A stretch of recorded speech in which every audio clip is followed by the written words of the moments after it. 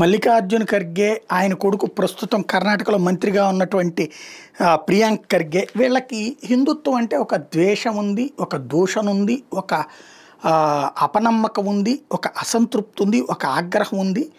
ఏది పడితే అది మాట్లాడుతూ ఉంటుంటారు.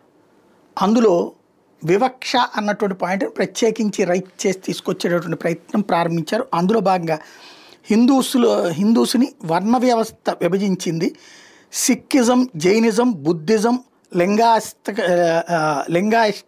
లింగాయిజం ఇవన్నీ కూడా అందులో నుంచినే వచ్చినాయి అన్నటువంటి చెప్పుకొచ్చారు. కరెక్ట్, నిజం. వర్ణ వివక్ష లేదని చెప్తే అంతకంటే వెరితనం లేదు. దాన్ని ఇప్పుడు సరిదిద్దుకునే ప్రయత్నం హిందూ సమాజం చేస్తుంది. అదే సందర్భంలో క్రైస్తవంలో మరి ఎందుకు వచ్చినాయి?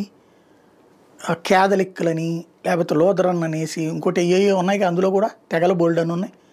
ముస్లింల్లో కూడా బోల్డన్ ఉన్నాయి కదా వర్గాలు. మరి అక్కడ ఎందుకు వచ్చినాయి? అక్కడ మరి వివక్ష కారణంగా వచ్చినాయి అవన్నీ. అందులో ఒక వర్గాన్ని ఇంకొక వర్గం యాక్సెప్ట్ చేయదు కదా, ఒక వర్గం వాళ్ళు ఇంకొక వర్గం వాళ్ళు పెళ్లి చేసుకోరు కదా. మరి అక్కడ ఎందుకు వచ్చినాయి అంటే లోపం ప్రతి చోట ఉంటుంది. అది వ్యక్తి లోపం, అది వ్యవస్థకు కాకుండా చూసుకోవాలి. అదే సమయంలో ఒకళ్ళని ద్వేషిస్తూ అందులో ఉన్న లోపాలను ఎత్తి చూపెడుతూ మిగతా వాటిని వదిలేస్తే ఎట్లాగా?